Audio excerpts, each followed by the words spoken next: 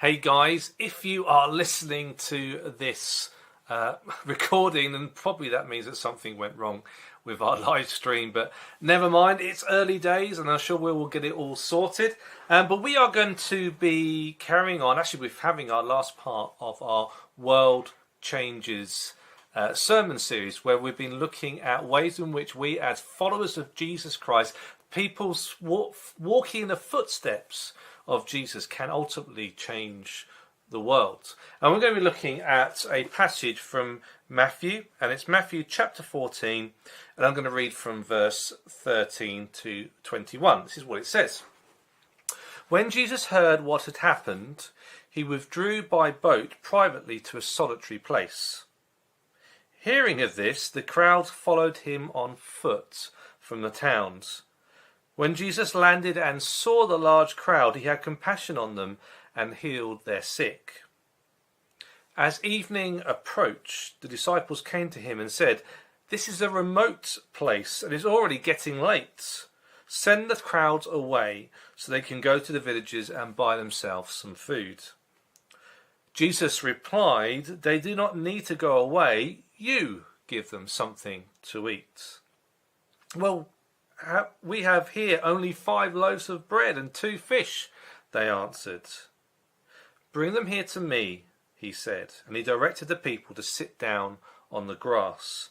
Taking the 5 loaves and 2 fishes, and looking up to heaven, he gave thanks and broke the loaves.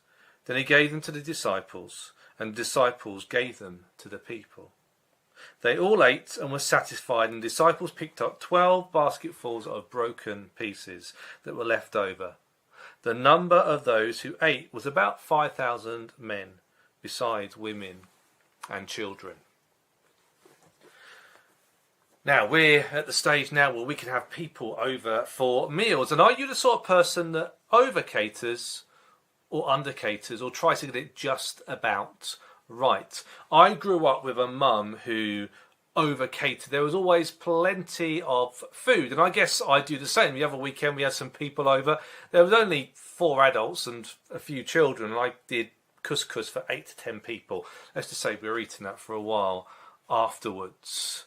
But here we have a story of a God who massively overcaters. That we have a generous God who wants to give us abundantly more than we need or sometimes even want. Here we have in this story these 5,000 men plus women and children being fed by Jesus from 5 loaves and a couple of fish. And there was 12 basketfuls of food left over after everyone had had their fill. And this just speaks of a generous God.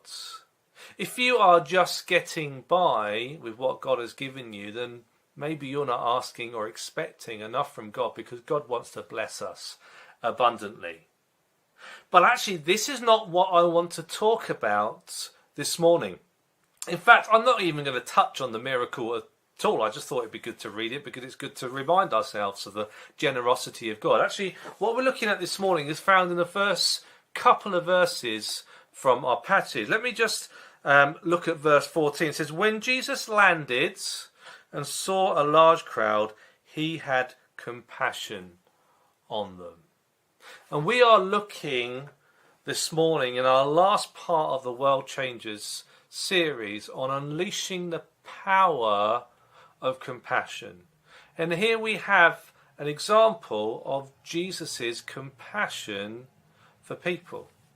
So my question for you is, are you a compassionate person? Well, before you answer that, perhaps it'd be a good idea to look at a definition of compassion. And this is one I picked up from a website. It says, compassion is a feeling that arises when you are confronted with another's suffering and feel motivated to relieve that suffering. Let me read that again. Compassion is the feeling that arises when you are confronted with another's suffering and feel motivated to relieve that suffering.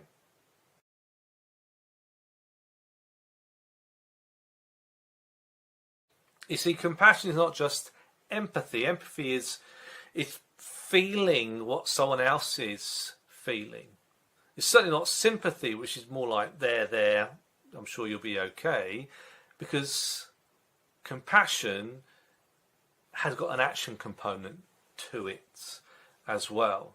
And that's what's so important about this, is love in action. It's being moved to do something. But I have to admit, that is a really difficult, and we're going to find that in this particular context for Jesus, I'm surprised he was able to show compassion. Let's just look at verse 13 of chapter 14. It says, when Jesus heard what had happened. Well, what had happened? What is the context of this passage? Well, if we look just before this, we find that John the Baptist had been beheaded by Herod. His head had been served up on a platter, basically. Now, John the Baptist, not only was he a prophet, a popular prophet that heralded the kingdom of God arriving, but this was Jesus's cousin. This was Jesus's relative. Also, this was the guy that baptized Jesus. So you can imagine the feelings that Jesus must have felt at this time. Maybe he also felt a bit of fear as well, because it reminded him ultimately of where he was heading with his ministry, that like John, he would be executed. So here we have Jesus coming to a solitary place, hoping to get a bit of me time. In Luke's gospel, it focused on the fact that Jesus and his disciples were tired. They needed rest. And then what happens? A crowd finds out that Jesus is about to land on the shore of the lake, and they're there to meet him. Now, if I was Jesus, I would have said, quick lads, I don't think they've spotted us. Let's go and land somewhere else. But that's not what Jesus did. Jesus saw the crowds. He felt compassion and he acted by healing their sick. He saw, he felt, and he acted. That is compassion. And yet for me, I struggle to show compassion at the best of times, let alone at a difficult time. And I might show compassion when it's convenient to me. Perhaps I've watched some news report on TV, or maybe it's Red Nose Day or Children in Need, and I see the videos and I feel compassion and I act by sending a text or ringing a number and donating money. Or maybe I've set aside time to be compassionate. Maybe it's in terms of a mission. Some of you may have been abroad on a mission, or maybe you've done a mission weekend in this country, and we set out to be compassionate for a period of time. But actually in my day-to-day life, to be perfectly honest, I'm too busy to be compassionate. Time and time again, I see someone in need. I feel empathy towards them, or maybe sympathy, but I fail to act because there's too much other stuff on my plate. I'm too busy, or perhaps I just can't be bothered. So how can we get to the stage where we're unleashing the power of compassion? Because I believe that there is huge power in compassion, power to change the world. Well, I think firstly we need to remember that we worship a God of compassion. Time and time again, the Bible talks about the Lord being gracious and compassionate, slow to anger, abounding in love and faithfulness. We see that when the Israelites in Exodus were in slavery in Egypt, and God sees, he feels concern and compassion towards them, and he acts by sending Moses and the plagues and stuff like that until the nation of Israel are free to leave Egypt. We have that with Jesus. Jesus saw the problem of humanity. He felt compassion for them. So he moved into the neighborhood. He came as a baby boy, as Jesus. He acted so that we might have freedom. And we get that in that great parable Jesus told of the prodigal son, where the father sees the son returning. He sees him in the distance. He feels compassion, and he acts by hugging him and bringing him home and putting on a feast. We have a God that sees, feels, and acts. We have a God who is compassionate. So as followers of Jesus Christ, as those walking in the footsteps of Jesus, we too need to be compassionate. I'm just going to read to you from 1 John chapter 3 verse 17. This is a letter written by the disciple John. It says, "Whoever has the world's goods and sees his brother in need, but closes his heart of compassion from him, how can the love of God remain in him?" And then verse 18, "My little children, let us love not in word and speech, but in action and truth." See, how many times do we see another person in need, a need that maybe we could help out with, but we shut our heart of compassion to him. We fail to act. And John's words are pretty harsh. He says, if you're that person, how could the love of God, the compassionate God, abounding in love and compassion, how could you possibly know that love, have experienced that love, and have that love within you?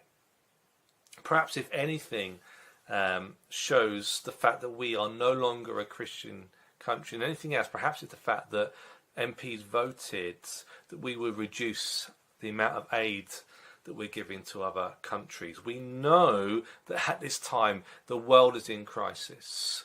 We have resources and yet we have closed our heart of compassion to them. Have you closed your heart of compassion? Because if you know God's love, and if you are full of God's Spirit, then you will become a more compassionate person. And ultimately, that is the answer. We need to welcome God's Spirit into our hearts. We need to be full of His Spirit, and then we will become more compassionate. We'll become not less busy, but we'll be able to overcome that busyness so that we can act in love and meet the needs of those that perhaps we feel sympathy and empathy towards. That's what will unleash the power of compassion. See, I know that compassion is powerful because that's how the early church acted. They didn't have political power and influence. They didn't have money and wealth. And yet those early Christians changed the world by showing God's love and showing compassion to all. They changed the world. In fact, secular historian Tom Holland says these words: Christianity has so saturated everything that everybody in the West does that essentially it's the water in the goldfish bowl in which we as goldfish are all swimming. We changed the world. The early church changed the world through love and compassion. Therefore, I know that we can do it too. We need God's love, and we need His Spirit to fill us and send us out.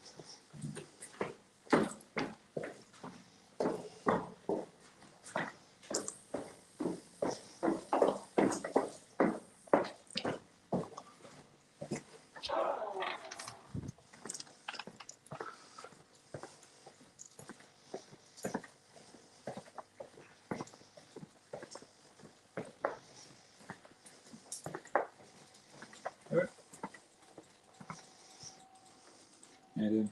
Sorry? You okay? Yep, I've linked it up to my phone. Okay. I just typed in the code. Oh, that's probably the easiest way rather than Yeah. Rather than trying to email it. So Yeah, so it's working. It's there. Okay, so is that now on the stream, is it? Yeah, it's on the stream, yeah. So if I... Yep. I'll go back to where I was.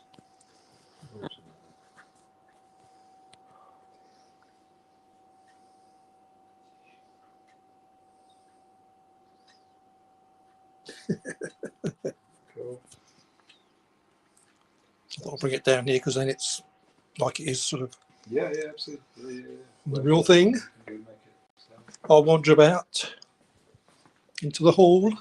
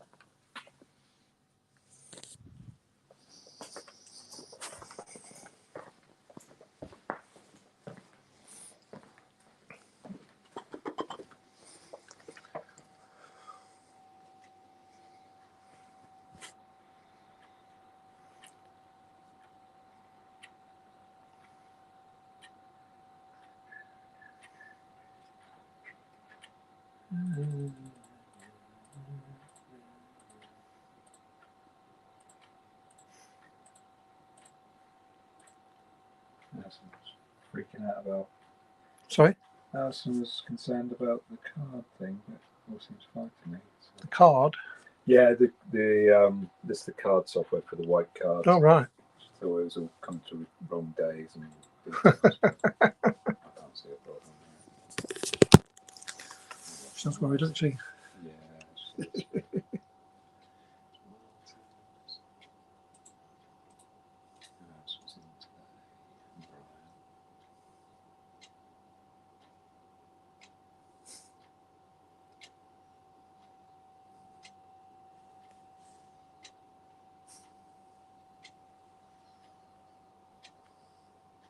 So there we are. I think that's all lovely.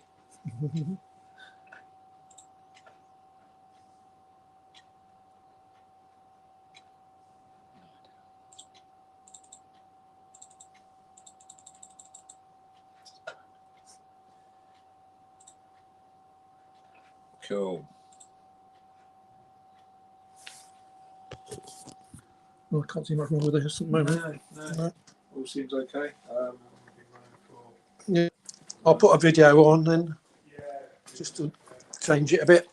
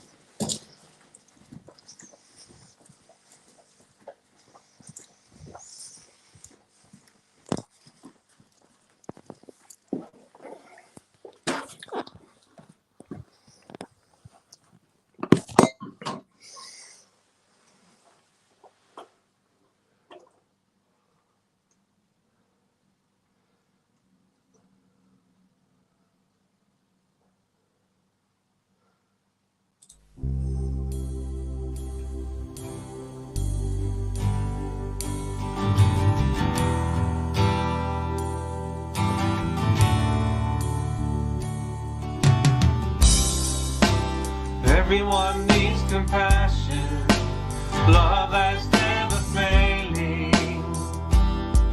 Let mercy fall on me. Everyone needs forgiveness, kindness of the Savior,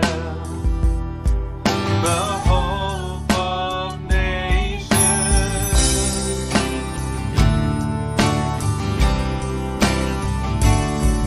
And Savior, He can move the mountains.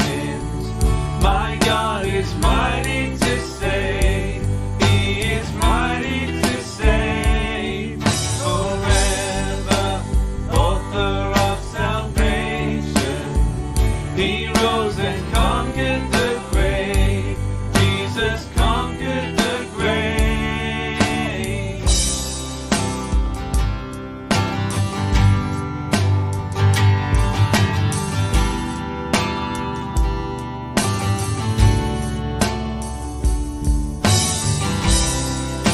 So take me as you find me, all my fears and failures. Fill my life again. Give my life to follow everything I believe in. Now I surrender.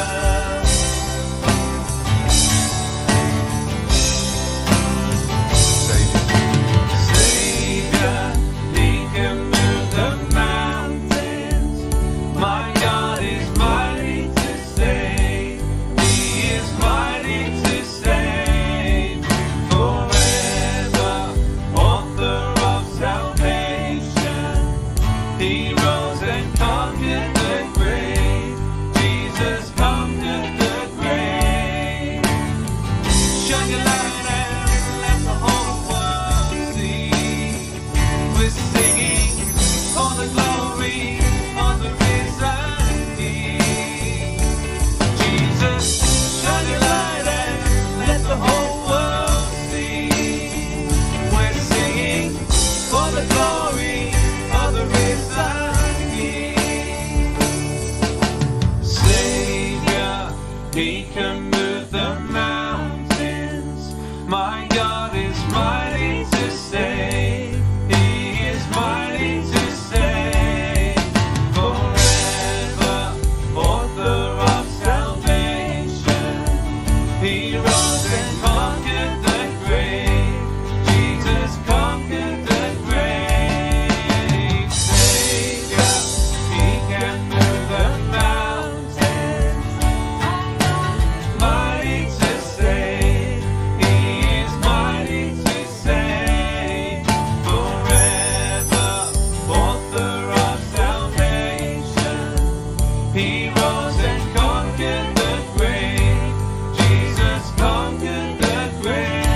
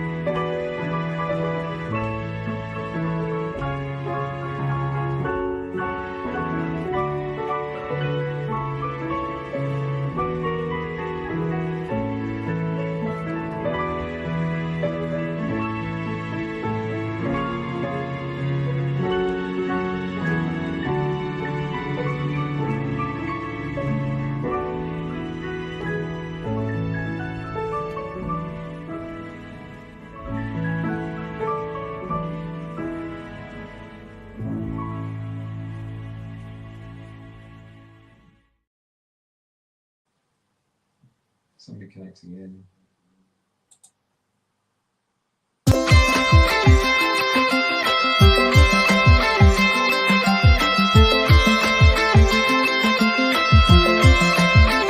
You are here, moving in our midst. I worship you, I worship you. You are here, working in this place. I worship worship you. I worship you. Waymaker, miracle worker, promise keeper, light in the darkness. My God, that is who you are. Whoa, waymaker, miracle worker, promise keeper, light in the darkness.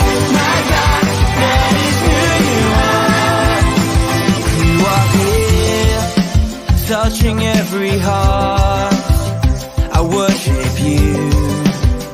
I worship you.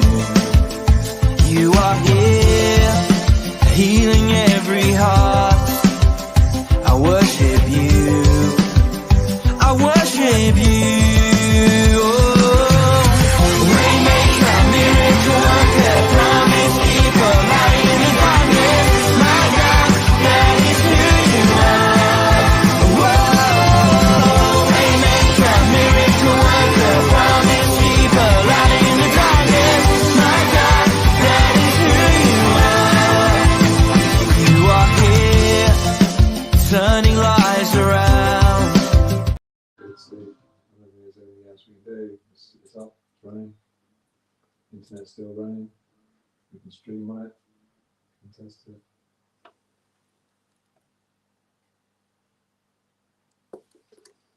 Set the microphone on. Should be 1, 2, 3. Yeah, yeah, yeah.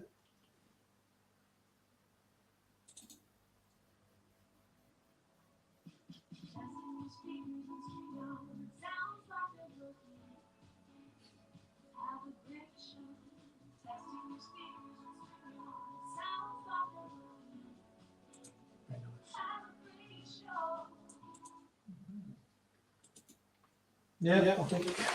Here we go. Perfect. I shall leave. Pressing leave. No, it's up to you. Pressing. That's it. How about that? How about